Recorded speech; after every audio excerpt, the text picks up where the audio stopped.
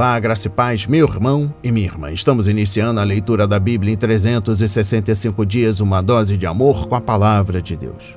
Hoje, no 205º dia, eu trago para a leitura e comentários bíblicos os livros de 2 de Reis, capítulo 6, versículo 1, ao capítulo 7, versículo 2, o livro do profeta Isaías, capítulo 57, e o livro do apóstolo Marcos, capítulo 15, dos versículos 1 a 20.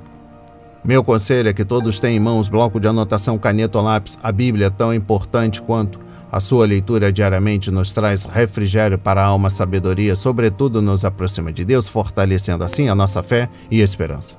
Enquanto você se arruma, se prepara aí, um lembrete para a sua vida. Todos nós temos a necessidade de estarmos em comunhão com Deus diariamente. Comunhão esta, através da leitura da Bíblia. A Bíblia está cheia de promessas. Precisamos acreditar na palavra de Deus. Alimente a sua fé. A sua palavra tem muito mais força do que as coisas contrárias deste mundo. Estamos vivendo um tempo em que devemos abrir os olhos. O inimigo da cruz não está aqui para roubar o seu carro, sua casa, seu apartamento, celular, relógio, sua roupa. Ele vem para roubar esta semente agora. A semente, a palavra de Deus, sua fé e os propósitos que Deus tem para a sua vida. Precisamos usar todos os recursos que Deus tem nos dado. Incentivar a leitura da Bíblia em nossos lares. A Bíblia Sagrada nos faz gerar a fé, nos faz ter o alimento, a cura e a restauração.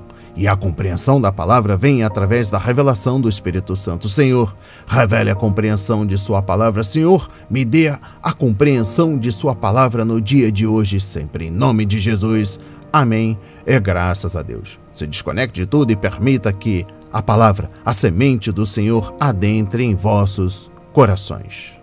Vamos para a leitura no livro 2 de Reis, capítulo 6, versículo 1 ao capítulo 7, versículo 2. Eliseu faz flutuar um machado. Os discípulos dos profetas disseram a Eliseu: Eis que o lugar em que moramos com você é pequeno demais para nós.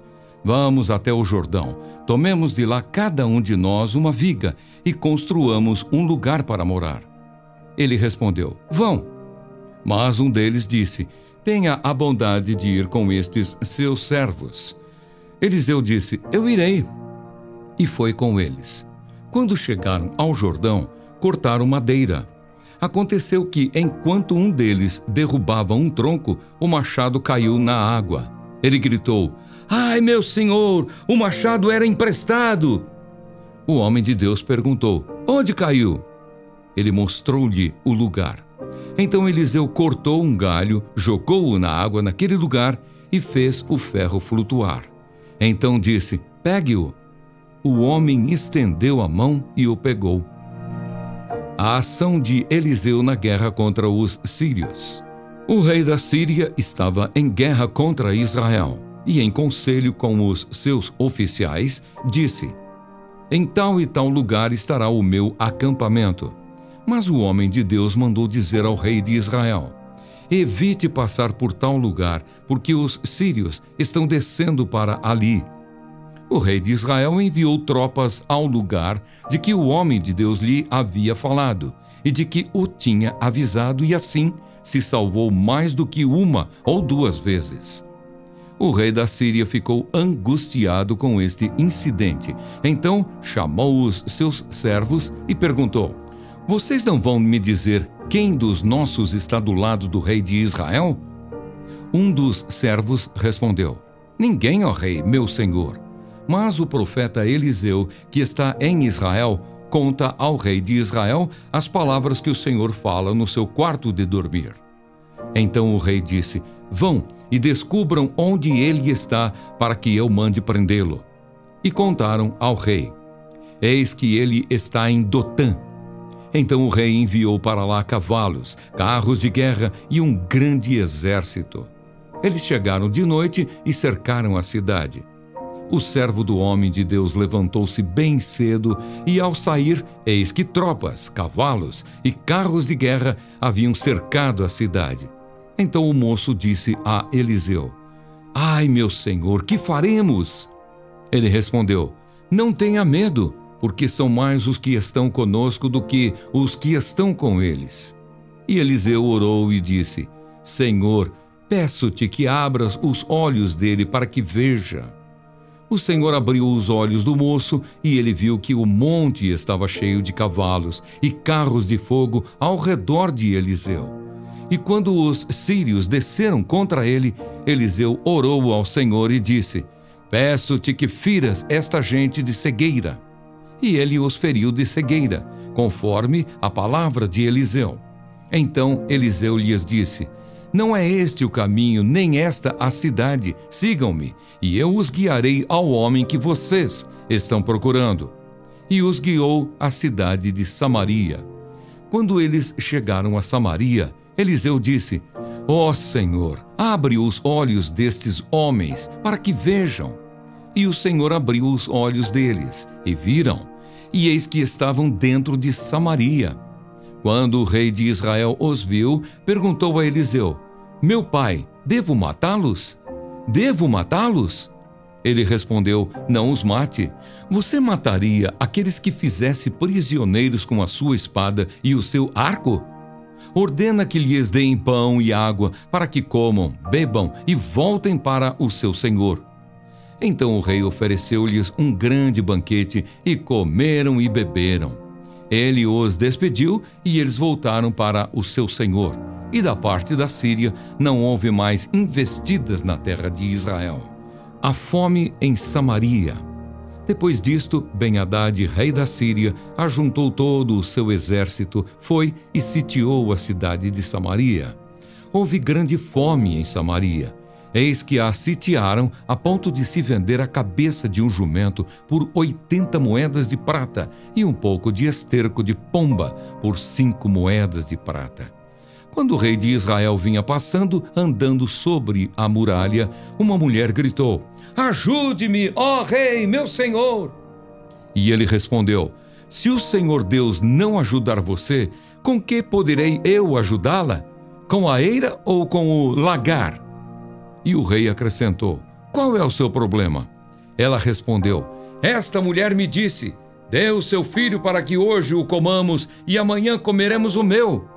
Assim cozinhamos o meu filho e o comemos. Mas no outro dia, quando eu disse a ela: Dê o seu filho para que o comamos, ela o escondeu. Ao ouvir as palavras da mulher, o rei rasgou as suas roupas. Como ele estava andando sobre a muralha, o povo olhou e viu que, por baixo, sobre a pele, o rei estava usando pano de saco. Então o rei disse: Que Deus me castigue se até o final do dia Eliseu, filho de Safate, ainda estiver com a cabeça sobre os ombros. Eliseu estava sentado em sua casa, juntamente com os anciãos. O rei enviou um homem à sua frente. Mas, antes que o mensageiro chegasse, Eliseu disse aos anciãos: Vocês estão vendo como aquele filho de um assassino mandou alguém para cortar a minha cabeça? Quando o mensageiro vier, fechem a porta e empurrem-no com ela. Não é fato que logo depois dele se ouvirá o barulho dos passos de seu senhor? Enquanto Eliseu ainda falava com eles, chegou o rei, que disse: Eis que este mal vem do Senhor Deus. Que mais poderia eu esperar do Senhor? Então Eliseu disse: Ouçam a palavra do Senhor. Assim diz o Senhor: Amanhã a estas horas, mais ou menos, junto ao portão de Samaria, uma medida da melhor farinha será vendida por 1 moeda de prata, e 2 medidas de cevada serão vendidas por 1 moeda de prata. Porém o capitão em cujo braço o rei se apoiava respondeu ao homem de Deus: Mesmo que o Senhor Deus fizesse janelas no céu, será que isso poderia acontecer? O profeta respondeu: Eis que você verá isso com os seus próprios olhos, mas não comerá disso. Amém. Compreendendo o livro 2 de Reis, capítulo 6, versículo 1 ao capítulo 7, versículo 2.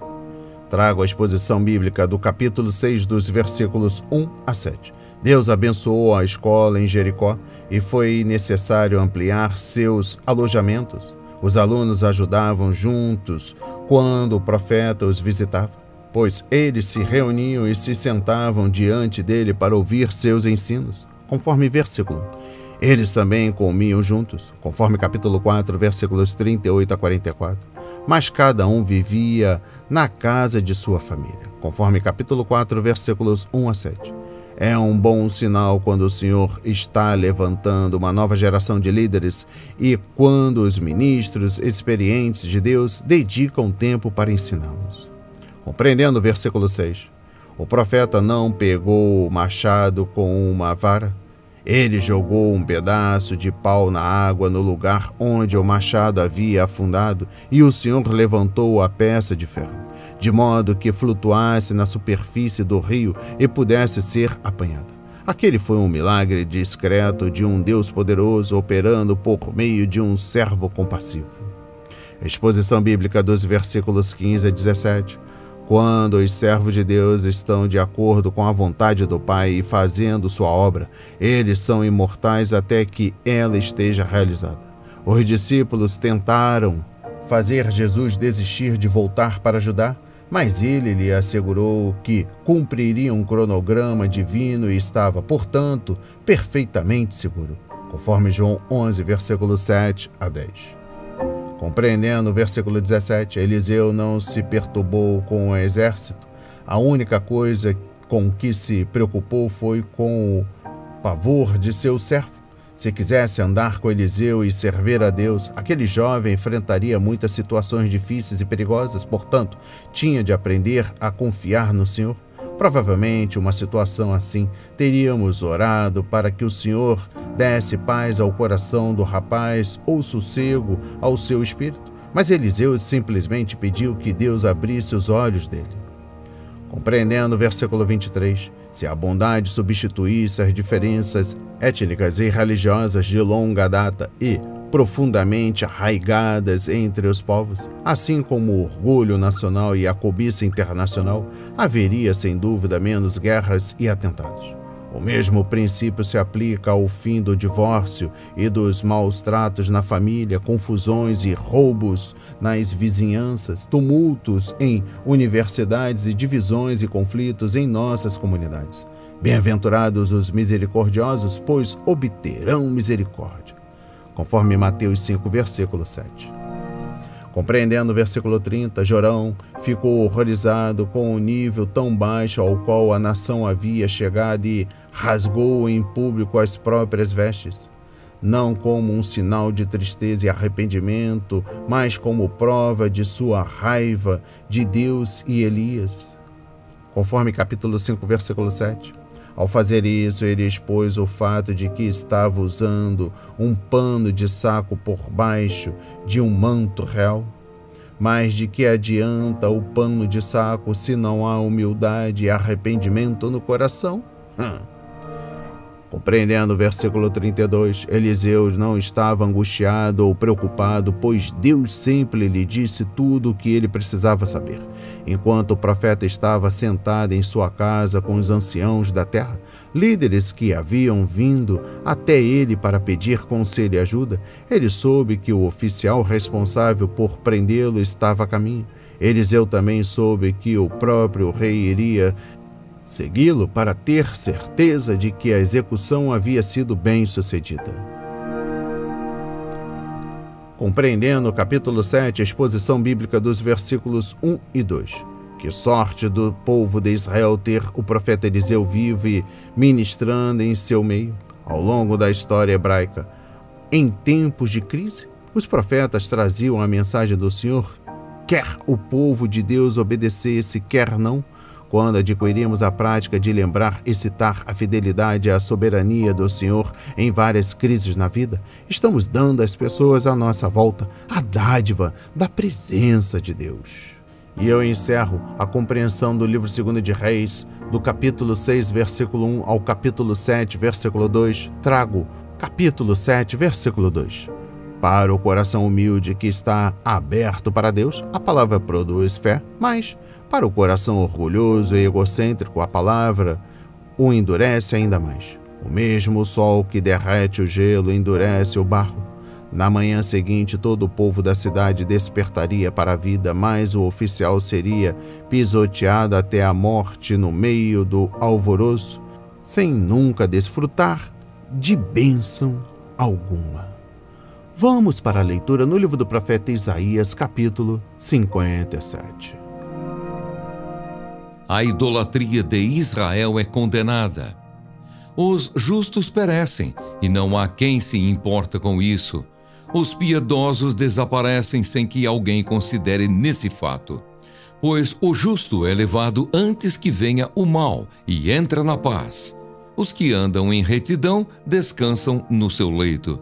Mas vocês, filhos de feiticeira, vocês, descendência de adúlteros e de prostitutas, venham cá. De quem vocês estão zombando? Contra quem estão escancarando a boca e mostrando a língua? Por acaso vocês não são filhos da transgressão, descendência da falsidade? Vocês que se inflamam em seus desejos junto aos carvalhos, debaixo de toda árvore frondosa, e sacrificam os seus filhos nos vales e nas fendas dos penhascos? Entre as pedras lisas dos ribeiros, vocês escolhem os seus ídolos. Elas são a sua parte. Sobre elas vocês também oferecem as suas libações e apresentam ofertas de cereais. Será que eu poderia estar contente com estas coisas? Sobre um monte alto e elevado vocês põem o seu leito. Para lá vocês sobem para oferecer sacrifícios. Atrás das portas e das ombreiras vocês põem os seus símbolos pagãos. Afastando-se de mim, vocês sobem ao leito e o alargam para os seus amantes, apresentando-lhes as suas exigências. Vocês gostam de se deitar com eles e lhes contemplar a nudez. Você vai ao rei com óleo e multiplica os seus perfumes. Envia os seus embaixadores para longe, até a profundidade da sepultura. Nessa longa viagem você se cansa, mas não diz, é inútil. Você encontra novas forças, por isso não desfalece. Mas de que você teve receio ou temor para que mentisse e não se lembrasse de mim, nem me levasse a sério? Será que é porque me calo, e isso desde muito tempo, e você não me teme? Eu publicarei essa sua justiça e as suas obras, mas isso não a beneficiará em nada. Quando você clamar por ajuda, que a sua coleção de ídolos a livre. O vento levará todos eles, um sopro os arrebatará. Mas o que confia em mim herdará a terra e possuirá o meu santo monte. Mensagem de paz para os arrependidos. Então se dirá: aterrem a estrada, preparem o caminho, tirem os tropeços do caminho do meu povo. Porque assim diz o alto, o sublime, que habita a eternidade e cujo nome é santo. Habito no alto e santo lugar, mas habito também com o contrito e abatido de espírito, para vivificar o espírito dos abatidos e vivificar o coração dos contritos. Pois não farei litígio para sempre, nem me indignarei continuamente. Porque, do contrário, o Espírito definharia diante de mim, bem como o fôlego da vida que eu criei. Por causa da maldade da cobiça do meu povo, eu me indignei e o feri. Escondi o meu rosto e me indignei, mas em sua rebeldia, o povo seguiu o seu próprio caminho. Tenho visto os caminhos do meu povo, mas vou curá-lo. Também o guiarei e tornarei a dar consolação a ele e aos seus pranteadores. Como fruto dos seus lábios criei a paz, paz para os que estão longe e para os que estão perto, diz o Senhor, e eu o sararei. Mas os ímpios são como o mar agitado, que não se pode aquietar, cujas águas lançam de si lama e lodo. Para os ímpios, diz o meu Deus, não há paz. Amém. Compreendendo o livro do profeta Isaías, capítulo 57, trago a exposição bíblica dos versículos 3 a 13. Durante os últimos dias de Judá e Jerusalém, antes de chegada do exército babilônico, a terra e a cidade estavam contaminadas por ídolos. Os reis Ezequias e Josias levaram o povo a destruir os ídolos e os lugares altos, mas, assim que um rei ímpio assumiu o trono, os judeus voltaram para os seus velhos caminhos. Tanto Isaías como Jeremias disseram ao povo que Deus iria puni-lo por violar sua lei, mas as pessoas insistiram nos caminhos das nações ímpias ao seu redor. E eu encerro a compreensão do livro do profeta Isaías, capítulo 57, com a exposição bíblica dos versículos 6 a 10. Qualquer coisa em que confiemos que não seja o Senhor se torna nosso Deus e, consequentemente, é um ídolo.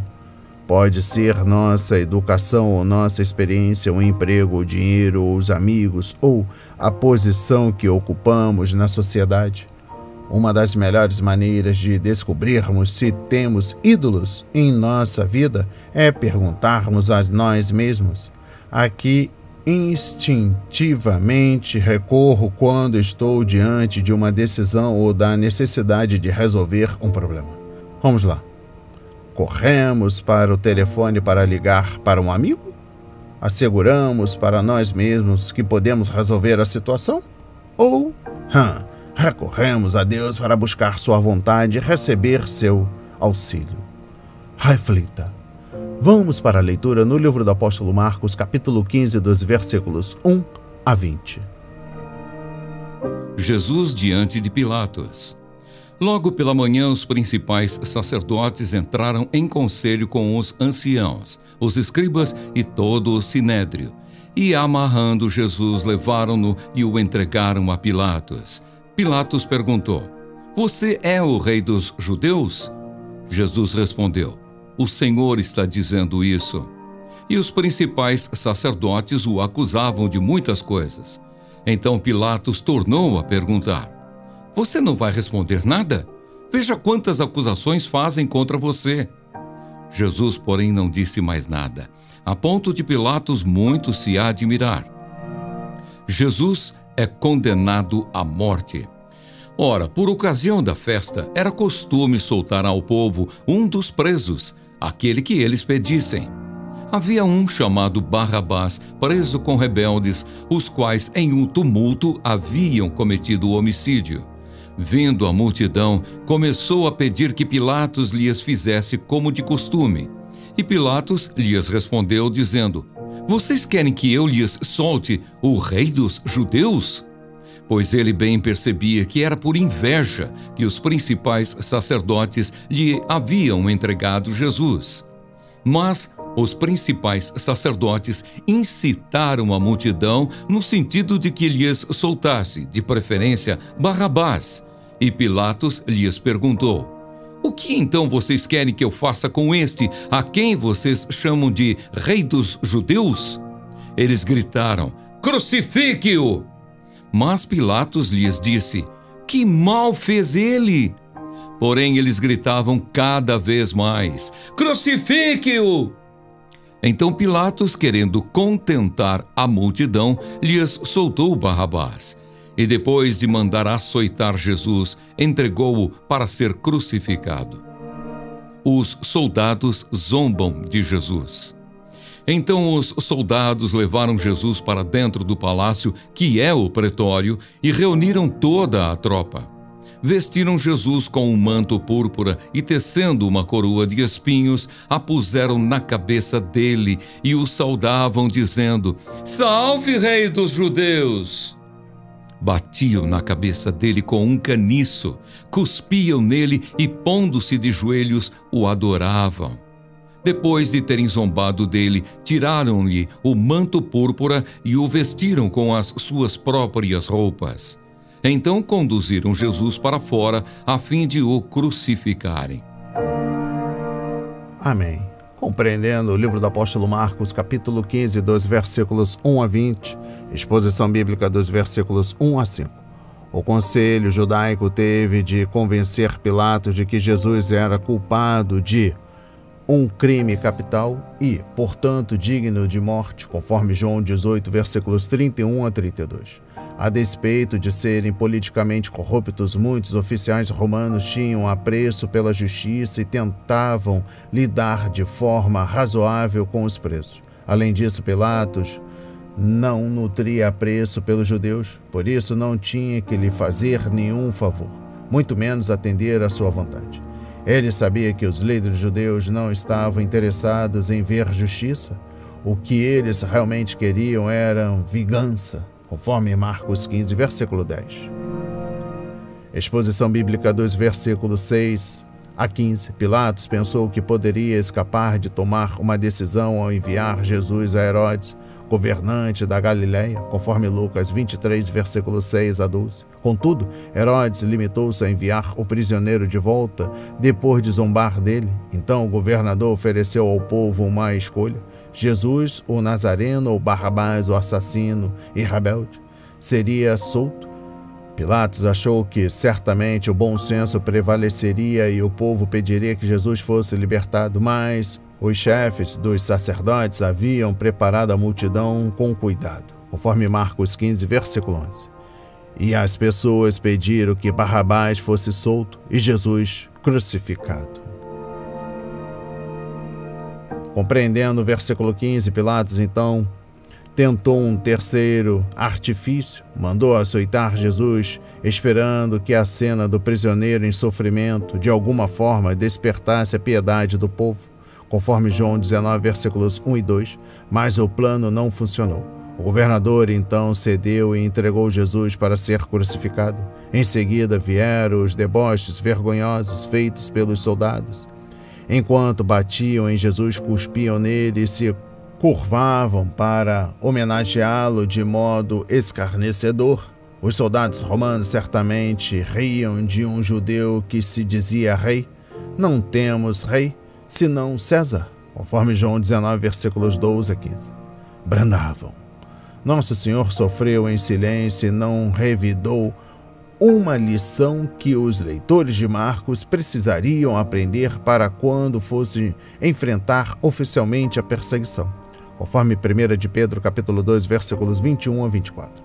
Mas os homens ainda não haviam feito o pior ao Filho de Deus. Naquele momento, eles iriam levá-lo para fora da cidade e pregá-lo em uma cruz, e o servo morreria pelos pecados das mesmas pessoas que o estavam crucificando. Referência a Isaías 52, versículo 13 ao capítulo 53, versículo 12. E eu encerro a leitura da Bíblia em 365 dias e também da compreensão do livro do apóstolo Marcos, capítulo 15, versículos 1 a 20, com a exposição bíblica dos versículos 16 a 20. João dá-nos o maior número de detalhes sobre o julgamento romano e quando combinamos os registros dos evangelhos, descobrimos que Pilatos afirmou várias vezes que não encontrou culpa alguma em Jesus, conforme Mateus 27, versículo 24, Lucas 23, versículo 14 e versículo 22, João 18, versículo 38 e capítulo 19, versículo 4. O problema de Pilatos foi que lhe faltou coragem para defender aquilo em que acreditava. Reflita. As palavras de hoje foram semeadas para as nossas vidas, para a honra e a glória do Senhor. Receba este alimento diário, não hesite, compartilhe. Deus está interessado na minha e na sua dor. Que Deus nos abençoe.